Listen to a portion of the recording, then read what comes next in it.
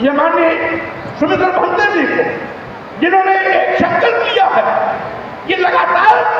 हम इस प्रकार के आयोजनों से हम अपनी बौद्ध विरासत को, बौद्ध संस्कृति को, बौद्ध धर्म को बचाने के लिए कितना भी कार्यक्रम आयोजन करने की आवश्यकता न पड़े, कितना भी लोगों के बीच जाने की आवश्यकता न पड़े, कितना भी संवाद स्थापित करने की आवश्यकता क्यों न पड़े, हम पीछे नहीं हटेंगे। और सभी साथी अगर सुमित्रा भंते के रास्ते पर चल करके इस अभियान को ताकत देंगे तो स्वाभाविक रूप से अंत में विजय हमारी होगी और साथी साथियों को पीछे जाना होगा। इसीलिए साथियों, आज के इस कार्यक्रम, मेरा कार्यक्रम मुरादाबाद था, रात में 12 बजे मार्च इस कार्यक्रम का करने के लिए आया।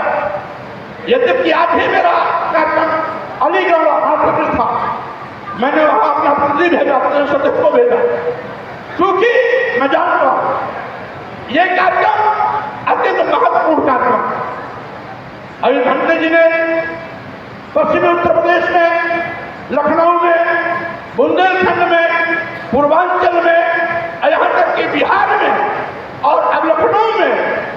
रोज कार्यक्रम करके इस प्रकार से आप सबको सावधान करने की कोशिश कर रहे हैं, आपका धर्म क्या रहे। और साथ ही साथ ये भारतीय संस्कृति जो विश्व में मशहूर है, जिस भारत की पहचान बुद्ध से है, बौद्ध धर्म से है और बौद्ध संस्कृति से है, वो इसी प्रकार से आज भी बनी रहे। तो सत्ता में बैठे हुए ऐसे लोग जो आज देश के दुश्मन बन गए हैं, बौद्ध संस्कृति के दुश्मन बन गए हैं और सभी धर्मों को काट करके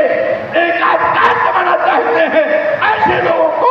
सत्ता से बाहर का रास्ता दिखाना होगा, तब जा करके हम अपनी बौद्ध विरासत को बचाने में कामयाब हो पाएंगे। आवश्यकता है एक बड़ी ताकत बनने की, आवश्यकता है यथार्थवादी ताकतों को लोकतांत्रिक तरीके से जवाब देने की, आवश्यकता है न्यायपालिका के सहारे हमें अपनी लड़ाई को धार देने की। यद्यपि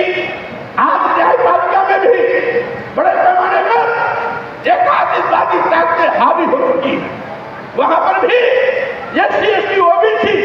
की हिस्सेदारी न के बराबर है, जबकि आबादी हमारी 90% है, लेकिन न्यायपालिका में हम मात्र 1%, 2%, 3% पर आके अटक जाते हैं। 97% न्यायपालिका में भी यही यथार्थवादी ताकतें बैठी हुई है। इसलिए हमारी लड़ाई कठिन जरूर है, लेकिन साथियों, ये लोकतांत्रिक व्यवस्था, भारतीय संविधान हमें एक वोट देने का अधिकार दिया है। एक वोट, चाहे कोई बहुत बड़ा राजा महाराजा हो, चाहे अदानी अंबानी हो और चाहे गांव का एक किसान हो, हरवाहा हो, चरवाहा हो, मजदूर हो, रानी हो या मित्रानी हो, सबको बराबर एक वोट का अधिकार बाबा साहब डॉक्टर अम्बेडकर ने दिया है। इस लोकतंत्र में राजपाट इस वोट के माध्यम से तय होता है, क्योंकि जब से भारतीय संविधान बना है, अब राजा रानी के पेट से नहीं पैदा होता, बल्कि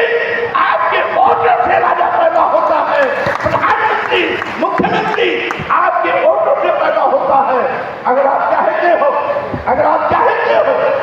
कि आपकी विरासत बची रहे, आपकी संस्कृति बची रहे,